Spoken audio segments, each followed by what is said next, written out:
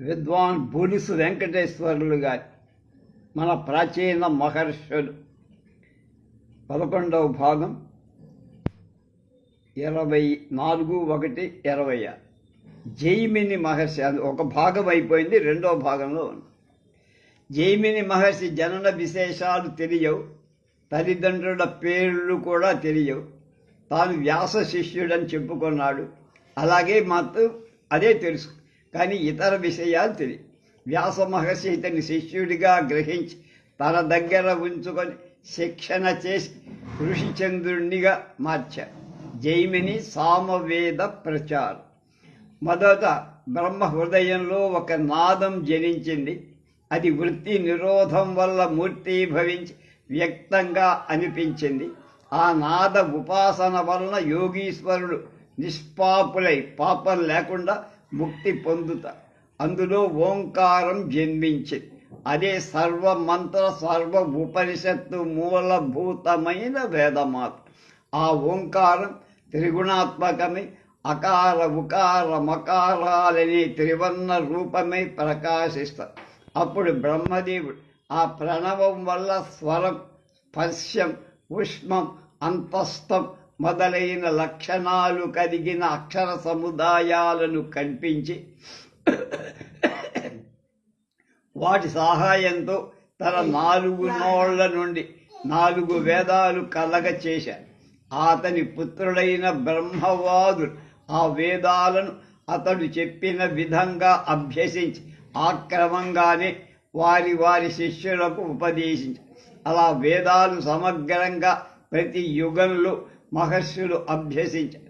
అలాంటి వేదాలను సమగ్రంగా పఠింపలేని వాళ్ళ ఉపయోగం కోసం ద్వాపర యుగాదిలో భగవంతుడు సత్యవతీ దేవి పరాశర మహర్షికి పుత్రుడై జన్మించి వేదరాశిని క్రమముగా 4 వేదాలుగా ఋగ్ యజు సామ అథర్వ వేదాలుగా విభజించి తన శిష్యరత్నాలైన వైశంపాయన్, జైమిని, సుమంత మహర్షులకు క్రమంగా ఆ వేదాలను ఉపదేశించారు. పైల మహర్షి నేర్చిన ఋగ్వేదం అనేక రుక్కులతో కూడి ఉండటం చేత అది బృహత్ శాఖ అనే పేరుతో పొందింది. పైలుడు ఈ వేదాన్ని ఇంద్రప్రమితి, భాస్కరుడు, అనుతన అనే తన శిష్యులకు ఉపదేశించి ఇంద్రప్రమితి తన సంహితం మాండూకుడికి ఉపదేశించి మాండుకేయుడు దేవమిత్రుడైన వాడికి ఉపదేశించి అతడు సౌభరి మొదలైన తన శిష్యులకు ఉపదేశించాడు. సౌభరి తన కొడుకైన శాకల్యుడికి శాకల్యుడు తాను అభ్యసించిన శాఖను 5 విధాలుగా విభజించి వాత్స్యుడు, మౌద్గల్యుడు, శాలీయుడు, గోముఖుడు, శిశిరుడు అని తన శిష్యులకు ఉపదేశించి వాళ్ళు జాతుకర్ణి మహర్షికి ఉపదేశం చేశారు. అతడు బలాక, పయింగ, వైతాళ, విరజ అనే వాళ్ళకి ఉపదేశించి భాస్కరుడు తాను నేర్చిన సంహిత 4 భాగాలుగా విభజించి బోధ్య, యాజ్ఞవల్క్య, పరాశర, అగ్నిమిత్ర అని తన శిష్యులకు ఉపదేశించి భాస్కరుని కుమారుడైన భాస్కరీవాల కిల్యా సంహిత బాలాయన, గార్గ్య, కాసారుడనే వాళ్లకు ఉపదేశించి ఈ విధంగా ఋగ్వేదాన్ని అనేక మహర్షులు ధరించారు. అలాగే వైశంపాయనుడు నేర్చిన యజుర్వేదాన్ని యాజ్ఞవల్క్యాదుల మూలంగా కాండ్వ మధ్యందినాదుల చేత అభ్యసింపబడి లోకంలో ప్రచారం పొందాయి. ఇక జైమిని మహర్షి తాను నేర్చిన సమవేదాన్ని తన కుమారుడైనటువంటి సుమంతుడికి ఉపదేశించి అతడు సుకర్మ అనేటువంటి తన కొడుకు చెప్పారు. సుకర్ముడు ఆ వేదాన్ని సహస్ర శాఖలుగా 1000 భాగాలుగా విభజించి తన కుమారుడైన పౌష్పంజికి, కోసలుడికి, కుమారుడైన హిరణ్యనాభుడికి నేర్పారు. వాళ్ళిద్దరూ బ్రహ్మవేత్తలైన ఆవంచులు, అవంతి దేశ ఉదీచ్యులు 500 మందికి నేర్పి వాళ్ళ సామవేద పారగుణ్ణి చేశారు. ఈ విధంగా సామవేదం జైమిని మూలంగా లోకవ్యాప్తి పొంది అలాగే అథర్వ వేదాన్ని సుమంతుడు తన ప్రియ శిష్యుడికి ఉపదేశించగా అతడు దాన్ని వేదదర్శుడు పద్యుడు అనే శిష్యులకు వాళ్ళు సౌల్కాయని బ్రహ్మబలి నిర్దోషుడు తిప్పలాయనుడు అనే వాళ్ళకి ఉపదేశించి ఈ విధంగా అథర్వ వేదం వ్యాప్తికి చెంది జైమిని మార్కండేయుణ్ణి సందర్శించడం. ఒకప్పుడు జైమిని పుష్పఫల భరితాలైనటువంటి మహావృక్షాలతో మనోహర లతలతో అక్కడ విహరిస్తూ నెమలి కోయిల చిలక మొదలైన చక్కని పక్షుల మనోహర స్వనాలతోనూ నిరంతరం వ్యాపించే హోమ ధూమాలతో నల్లపడిన ఆకాశ మండలంతో ఎడతెగక జరిగే అధ్యయన హోమాల వల్ల శివుడు పడిన దిశలతో నిత్య కళ్యాణం పచ్చ తోరణంగా దినదిన ప్రవర్ధమానమయ్యే యజ్ఞోత్సవాలు అనేక దేవతా గణాలతో వచ్చి ఉన్న ఇంద్రాదులతో సవిధలు దర్భలు పూలు పళ్ళు తేవటానికి మృదు మధురైన మాటలతో బయలుదేరే ముని కుమారుల మనోహర కోలాహలాలతో శాస్త్రగోష్ఠి పురాణ కాలక్షేపం ఇతిహాస కథనం మొదలైన వాటితో కాలక్షేపం చేసే పరిషత్తులతో చక్కగా ఉండేటువంటి మార్కండేయ ఆశ్రమానికి వచ్చి నిరుపమా నిశాపరుడైన తన తపం చేస్తున్న మార్కండేయ మహర్షికి నమస్కరి అతనికి అతిథి సత్కారాలన్నీ ఇద్దరు సుఖగోష్ఠిలో ఉన్నప్పుడు జైమిని ఇలా అడిగాడు, మునీంద్ర, నా గురువైనటువంటి వ్యాస మహర్షి రచించిన మహాభారతంలోని కొన్ని గూఢార్థాలు తెలుసుకోవటానికి మీ దగ్గరికి వచ్చి నా అనుమానాలు తీర్చడానికి మీరే అర్హుడు కనుక దయతో చెప్పండి. అప్పుడు మార్కండేయుడు, సంయమి వర్య, నీ అడిగిన అర్థాలు సవిస్తరంగా సమాధానం ఇవ్వడానికి చాలా కాలం పడుతుందయ్యా. నేను కఠోర నియమ వ్రతంలో నియమ విధులకు సమయం అవుతుంది. నేను వెళ్ళాలి.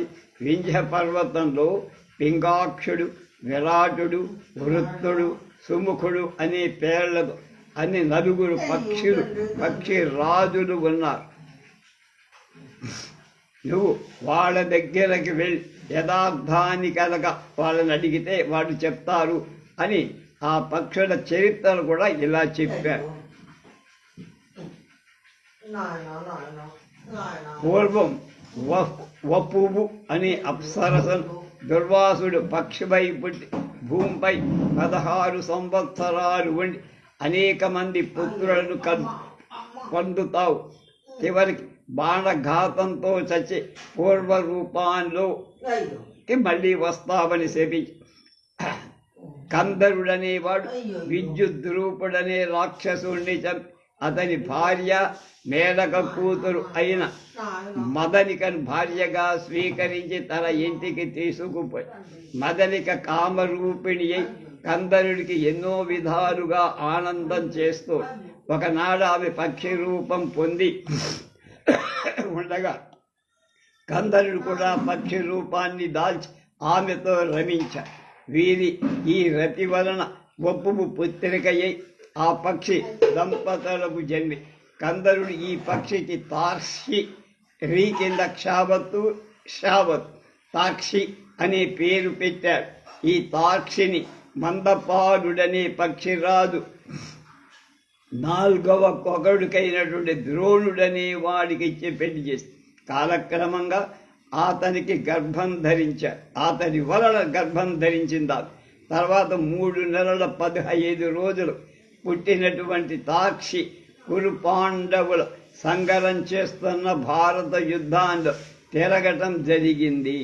అప్పుడు భగదత్తుని ఏనుగనేటువంటి సుప్రతీకంపై అర్జునుడు నిశిత అస్త్రం వేయగా అది తగిలి తాక్షికుడు కడుపు తెగి దాని గుడ్లు 4 ఒక చోట మెత్తని చోట పడి ఆ గుడ్ల మీద అదృష్టవశంతో సుప్రతీకం గంట 1 తెగి ఆ గుడ్లకు హాని కలగకుండా వాటిని రక్షకమైన దివ్య భవనంగా మార్చే తార్షిక శాప విముక్తత పొంది తిరిగి వపు అనేటువంటి అప్సరసతో తన లోకానికి పోయి ఆ గుడ్లు క్రమంగా చిట్లి పక్షులయ్యాయి. అంతలో మహాభారత యుద్ధం పూర్తయింది. ధర్మరాజుకు భీష్ముడికి చెప్పిన సర్వధర్మాలు ఈ 4 పక్షి పిల్లలు చాలా శ్రద్ధంగా విన్నాయి. ఒకనాడు అక్కడ శమీక మహాముని వచ్చి పక్షి కూతలు విని శిష్యులచే పై గంట తొలగింపజేసి ఆ పక్షులను చూసి ఆశ్చర్యభరిత మానసుడి, ఆహా, ఈ రణరంగం ఎక్కడా, ఈ పక్షులేమిటి, ఈ గంటల్లో ఉండి ఇవి ఈ విధంగా ఎలా బతికగలిగాయి, వీటికి ఏమి చావు లేకుండా ఎలా ఉన్నాయి, చాలా విచిత్రంగా ఆశ్చర్యంగా ఉంది అన్న. సమరమొనరింపినంతనే చావు రాదు, పారిపోయిన ఎంతనే బ్రతుకు రాదు, జీవితంబును మరణంబు దైవ కల్పితం, వానికి ముదమంద తలక వలయు, దైవంబు చక్కగా చూచిన ఏ విధముగనైన కీడు పొందదు ఎయ్యడకు, దైవంబు తప్ప చూసిన ఏ విధమున మేలు పొందదు ఎయ్యడనైన అని మార్కండేయ పురాణంలో ఉందదు అని తొలి శుక్రాచార్యుడు చెప్పిన మాటలు ఎంత నిజాలు అనుకొని ఆ పక్షి పిల్లలు నకుల సేన మార్జాల మూషికాదుల భయం లేకుండా రక్షించాలని దయతో తన శిష్యులను వాటిని జాగ్రత్తగా తీసుకురమ్మని ఆజ్ఞాపించి తన ఆశ్రమానికి తీసుకుపోయి అక్కడ వాటి తను సురక్షిత స్థానాల్లో రోజు పాలు పండ్లు మొదలైన ఆహార పదార్థాలు స్వయంగా పెడుతూ పోషించారు. ఈ విధంగా 1 నెల అయ్యేసరికి ఆ పక్షులు చక్కగా రెక్కలు విచ్చి ఒకసారి ఆకాశంలోకి ఎగిరి దిగి వచ్చి శమీక మహాముని పాదాల మీద పడి ఇలా, మహాత్మా, మాకు మరణం తప్పించి దయచేత మమ్మల్ని పెంచి పెద్దల చేశావు. నువ్వే మాకు తండ్రివైనా తల్లివైనా దైవమైనా సమస్తం. నీ రుణం మేము తీర్చుకోలేవు. అయినా నీ సేవ చేయటం మేము కోరుతున్నాం. మాచే ఏవైనా మాకు పనులు చెప్పి చేయించుకోండి. ఆ పక్షులు మనుష్య స్వరంతో అలా పలకగా ఆ మహర్షి ముచ్చటబడి, ఎవర్రా మీరు, ఎవరి శాపం వల్ల ఇలా అయ్యారు అన్నాడు. అప్పుడు ఆ పక్షులు, అయ్యా, శుక్రుడు తుంబురుడు అని 2 ఋషులు ఉన్నారు. వాళ్లలో శుక్రుడికి మేము 4 బిడ్డలు. ఒకనాడు మేము తండ్రి శుశ్రూష చేస్తుండగా ఇంద్రుడు మా తండ్రి సత్యనిష్ట పరీక్షించటానికి వచ్చి పక్షి రూపంలో వచ్చి మాంసాహారం అడిగా. మా తండ్రి కుదరదని మమ్మల్ని పిలిచి ఆ పక్షికి ఆహారం అవ్వమని కోరాడు. మేము ఒప్పుకోవాలి. ప్రాణములు కలుగు శుభములు కదయవచ్చు, ధర్మములు నేయనగుగాన తన్ను కీడు చెందకుండంగా నలుడు రక్షించుకొనుట ధర్మమని చెప్పుదురు ధర్మతత్వవి అని మేము మా తండ్రికి హితబోధ చేస్తే ఆయన కోపించి పక్షులు కమ్మని మమ్మల్ని శపించి ఈ పక్షికి తానే ఆహారమై నిలవ నువ్వు ప్రాణంతో ఉండగా తినలేవు కనుక చనిపోమ్మని. అప్పుడు మా తండ్రి యోగాగ్ని కల్పించుకొని ప్రాణాలు పోగొట్టుకొని ఉండగా ఇంద్రుడు నిజ రూపంలో వచ్చి మా తండ్రి సత్యవ్రత నిష్ఠకు మెచ్చి వరాలు ఇచ్చి వెళ్ళాం. మేము తండ్రి పాదాల పడి, తండ్రి ప్రవీణ విజ్ఞానమనే ప్రాకారం, శల్యాలు అనే కీలం, చర్మమనే గోడ, రక్తమాంసాలనేటువంటి సున్నపు పూత, ఆ నానా స్నాయువులనే వేస్తాలు, మహామాయ అనే ముఖం కల దేహం అనే పురానికి పురుషుడు రాజు అంటే జీవ్. ఆ రాజుకు మనస్సు బుద్ధి అనే పరస్పర విరోధులు మంత్రుడు. మనస్సు బుద్ధి, కామ క్రోధ లోభ మోహాలు బలవంతులైన శత్రుడు. ఆ 4 శత్రువులు త్వరబడకుండా రాజు వీటి వాకిళ్ళు మూసి ఉంచుకోవాలి. అప్పుడు అతడు నిరాతంకుడు, సమాధి సుఖ బలవంతుడు, మాను రాగుడు అని వీతరాగుడు అవుతా. ఆ రాజు వాకిళ్ళ కట్ట అసక్తుడై కాముడనే శత్రువు నేత్రాది పంచద్వారాల నుండి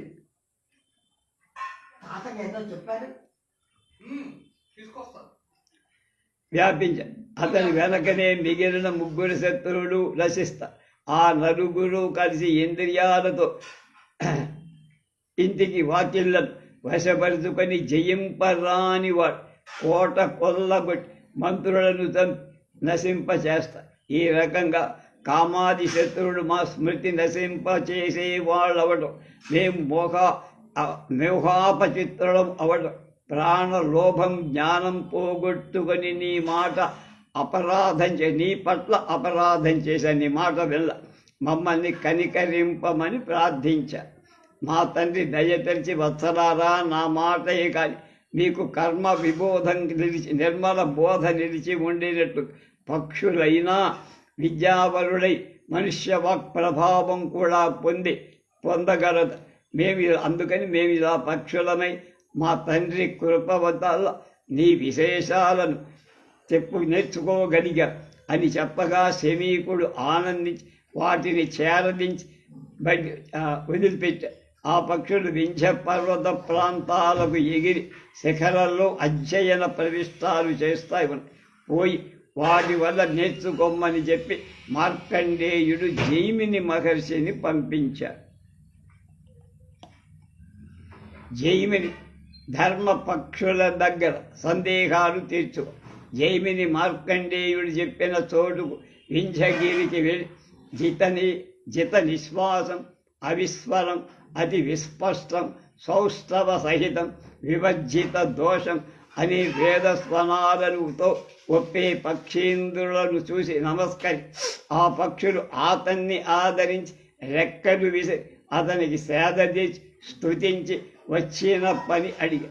జైమిని తన భారత సంశయాలను అడుగ్గా అతనికి ఆ పక్షులు శ్రీనారాయణ వ్యూహ చతుష్టయం, పాంచాలీ భర్తృ పంచక విషయం, ఇంద్రుడు 5 విధాలుగా పాండవులుగా జన్మించడం, ఇంద్రుడే 5 విధాలుగా పాండవులకు జన్మించడం, అంతేగాని యమధర్మరాజు వల్ల, అగ్ని వల్ల, తర్వాత గాలి వల్ల, అశ్విని దేవతల వల్ల కాదు. అది జైమిని బలరాముని తీర్థయాత్ర, హరిశ్చంద్ర ఉపాఖ్యానం, కురోష్టికి మార్కండేయ సంవాదం మొదలైన విషయాలెన్నో చెప్పి ఈ యావద్ వృత్తాంతం మార్కండేయ పురాణం అనే పేరుతో ఉంది. ఈ విషయాలన్నీ తెలుసుకొని జైమిని ధర్మపక్షులను స్తుతించి బయటికి వచ్చి తన ఆశ్రమానికి వెళ్ళి సుఖంగా. జైమిని భారతం. ఒకప్పుడు జనమేజయ మహారాజు చక్రి యాగాన్ని నిర్వగ్నంగా నిర్వర్తించారు. చెందిన పింప సుఖాసీనుడై జైమిని మహర్షిని చూసి, మహాత్మా, కలిదోషాల క్షణమాత్రంలో భస్మం చెయ్యజాలి కురుక్షేత్రంలో అజాతశత్రుడైన ధర్మరాజపుత్రుడు రాష్ట్రాల 18 రోజుల్లో భూసరితం కావి శాశ్వత ఐశ్వర్య వైద్యుడై విశ్వ జగత్తుగా అస్తమేధం చేసిన విధానం దయతో చెప్పండి. మాట్లాడరా. కాళీఫాస్ 6x కానీ 12x.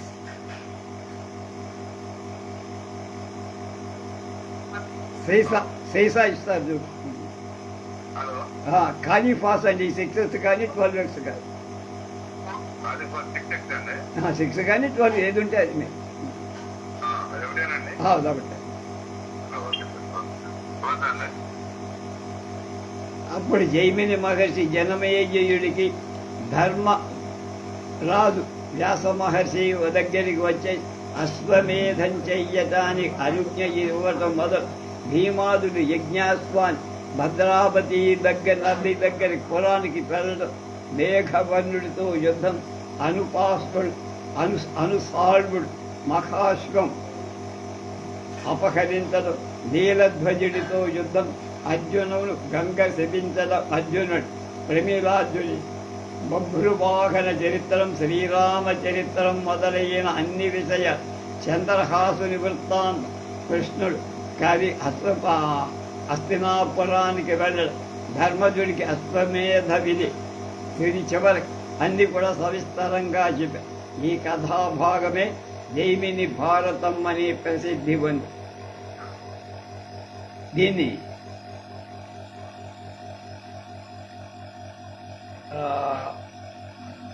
ఒక తెలుగులో అనువాదం చేశారు. ఒక ఆయన పేరు జ్ఞాపకం రాదు. దీన్ని విష్ణాలయంలో నేను పురాణంగా చెప్పాను. జైమిని దర్శన సామవేద ప్రచారకుడైన ఏలూరిపాటి అనంతరామయ్య గారు. ఏలూరిపాటి అనంతరామయ్య గారు దాన్ని తెలుగు చేశారు, పుస్తకంలాగా తెచ్చారు. అది నేను విష్ణాలయంలో దాదాపు 25-30 ఏళ్ల క్రితం దాన్ని ప్రవచనంగా సామవేద ప్రచారకుడైన జైమిని మునీంద్రుడు షడ్దర్శనాలలో ఒక్కదానికి ప్రవక్త. ఈతని దర్శనం జైమినీయ దర్శనమని, ధర్మ దర్శనమని చెప్పబడు. పూర్వమీమాంసకే కర్మమీమాంస అని ధర్మమీమాంసమని పేరు. పూర్వమీమాంసా ప్రణేత జైమిని, ఉత్తర మీమాంసకు ప్రణేత వ్యాస మహర్షి. ఉత్తర మీమాంసా ప్రతిపాదకుడు వ్యాసుడి యొక్క అనుయాయులు అయిన వాళ్ళు వేదాలు. వీరి సిద్ధాంతం కేవల పరబ్రహ్మ అద్వైత ప్రతిప. జైమిని రచించినటువంటి 12 గల పూర్వమీమాంసా శాస్త్రం, అందులో మూలభూతాలైన జైమిని సూత్రాలు, ఏకరూపాలైన పూర్వమీమాంస అనుయాయు ప్రభాకర మతస్థులు, ప్రభాకరుడు ఏర్పాటు చేసిన మతస్థులు, భక్త మతస్థులు అని 2 విధాలు. ప్రభాకర మతస్థులు 5 ప్రమాణాలను ఒప్పుకొని, భక్త మతస్థులు 6 ప్రమాణాలు చెప్తారు. సత్తు యొక్క వివర్తనాలే కార్యాలన్నీ వెళ్ళవాలి. వీరి వలన వీరికి వివర్తవాదు. సంక్షేపంగా వీరి మతం ఏమిటంటే, సర్వజ్ఞానాది విశేషాలు గల ఒక దేవుడు లేడు, వేదవచనమే ప్రమాణం. సర్వజ్ఞత్వం, విభుత్వం, నిత్యత్వం, చిదాత్మకత్వం మొదలైన గుణాలు కలవాడు దేవుడు అనిపించుకోడు. త్రైలోక్య సామ్రాజ్య పాలనాధికారు సూచించే ఛత్ర చామరాదులు గల ఒక ప్రభువు భగవంతుడు అంతం సరికాదు. అలాంటి విభుత్వం, ఐశ్వర్యాలు మాయావులైన వాళ్ళకే కలుగుతాయి. ఈశ్వరుడు ప్రత్యక్ష ప్రమాణానికి సాధ్యుడు కాదు, అనుమాన ప్రమాణానికి కూడా సాధ్యుడు కాదు. అంతేకాక ఆగమ ఉపమానార్థ ప్రతిపాణాలు వీటికి ఈశ్వరుడు సాధ్యుడు.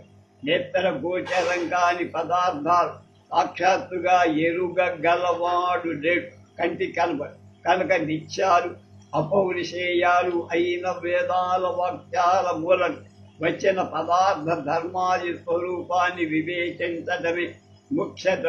కనుక ముందు ఋగ్ యజు సామాధర్వ వేదాలను పఠించి తర్వాత సద్విద్య నేర్చుకోవాలి అనే జిజ్ఞాసను అలవరుచుకొని వేదోక్త విధానంలో చరించారు. దేవాగమ నభూయాన చామరాది విభూతయ మాయా విశ్వవిదుష్యంతే నాతస్వమసి నో మహాన్ మహాన్ అటు మహానుభావుడు కాదు. కనుక వేదోక్త విద్యుక్త ధర్మమే వేదన నోదన అని పేరు. ఈ మతం ప్రత్యక్షం, అనుమానం, ఉపమానం, శాబ్దం, అర్ధావత్, అభావం అని 6 ప్రమాణం.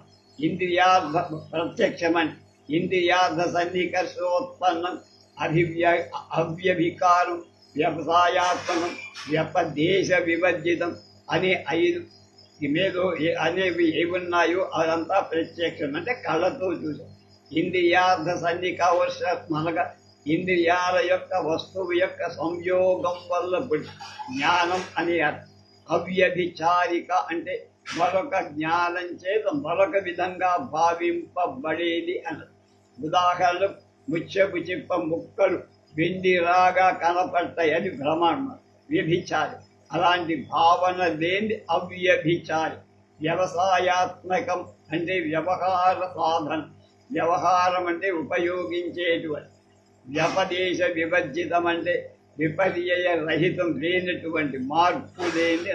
ఈ లక్షణాలన్నీ బట్టిన జ్ఞానమే ప్రత్యక్షం. అనుమానం అనేది 3 రకాలు.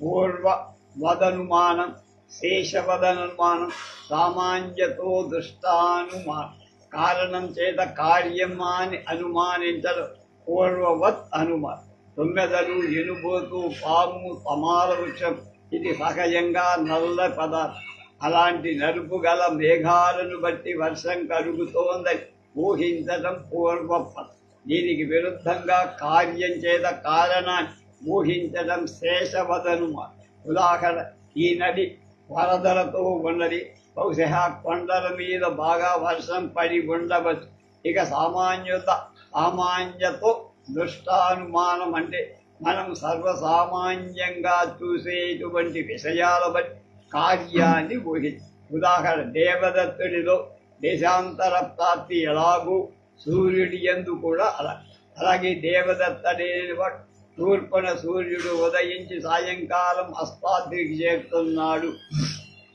ఉజ్జయిని చేరినట్లే తూర్పున సూర్యుడు ఉదయించి సాయంకాలంలో అస్తమి సూర్య గమనాన్ని మనం చూడలేం అయినా సామాన్యంగా ఇలా ఊహిస్తాం తెలియబడని ఉపమానం తెలియబడని అర్థాన్ని ప్రసిద్ధ ధర్మ సామర్థ్యం వల్ల జ్ఞాపకం చేసేది ఉపమానం స్త్రీలకు పురుషులకు చిన్న 6 అధ్యాయాలు చిన్నవాడు 6 అధ్యాయాలు అందులో కానీ మొదటి 12 అధ్యాయాలే ప్రసిద్ధులు అవటం అని కొందరు 4 చివరి వాటిని జైమినివి రాసినవి కావు కానీ సంకర్షణ కాండ అనే పేరుతో ఈ 4 అధ్యాయాలు కూడా జైమిని కృతాలే అని అంగీకరించి ఉపవర్షుడు భావదాసు దేవస్వామి రాజచూడామణి దీక్షిత్ భాస్కరరాయమఖి మొదలైన వ్యాఖ్యాతలు వీటిని వ్యాఖ్యానాలు రాసించి కుమారుల భట్టాదుడు మొదటి 12 అధ్యాయాలకే నిబంధన ప్రథమ అధ్యాయంలో ధర్మానికి గల ప్రమాణాలు చెప్పారు ధర్మభేద నిరూపణం నిరూపించబడి 3వ అధ్యాయంలో అంగత్వం 4వ అధ్యాయంలో ప్రయోజన భావం 5లో క్రమం కర్మకు సంబంధం కర్మకు సగల సంబంధం 6వ అధ్యాయం అధికారకం యజ్ఞకర్తకు ఉండాల్సిన లక్షణాలు 7వ అధ్యాయంలో 8వ అధ్యాయంలో అతిదేశం కర్మ సాదృశ్యాలు కర్మ సమన్వయం మొదలైన వాటి 9లో 10లో ఊహ 10వ అధ్యాయంలో బాధ 11లో అధ్యయన తంత్రం 12లో ప్రసంగాలు వివరించరు సంకర్షణ కాండ అనే చివరి 4వ అధ్యాయంలో వైదిక యాగంలోని దేవతాదిక వివరాలు ఇందుకే ఈ భాగ దేవతాధ్యాయం అంటారు పూర్వ మీమాంస ఉత్తర మీమాంస ఇవి రెండే కాక ఉపాసనా మీమాంస అని 3వ మీమాంస కూడా అది అంగీరస మహర్షి ప్రణీకులం ఇందులో జీవతత్వం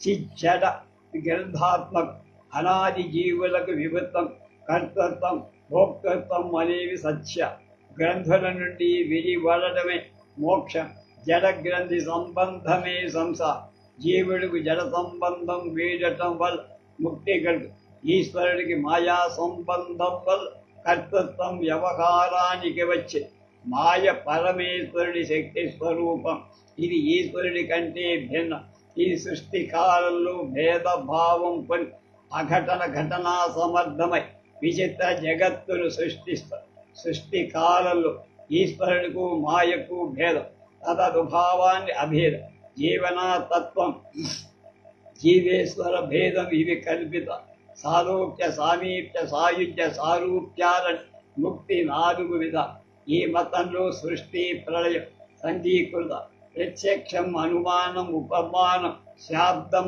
అర్ధాపత్తి అనుపలబ్ధి అని ప్రమాణాలు ఇందులో 6 జైమిని గ్రంథాలు జైమిని మహర్షి 4వ అధ్యాయ సంయుతంగా ఒక పూర్వ జ్యోతిష గ్రంథాన్ని ఛాందోగ్యానువాదం అనే ఒక తంత్ర గ్రంథాన్ని జైమినీయ శ్రౌత సూత్రాన్ని జైమినీయ గృహి సూత్రాలు ధర్మశాస్త్ర గ్రంథాల కర్త అయి తెలుస్తాం స్మృతి మీమాంస అనే ధర్మశాస్త్రం ఈతడు కర్త అని అపరార్కుని యాజ్ఞవల్క్య బ్రహ్మసూత్ర నిబంధనలో ఉన్నది. రేపు దేవల మహర్షి గురించి రేపు తెలుసు.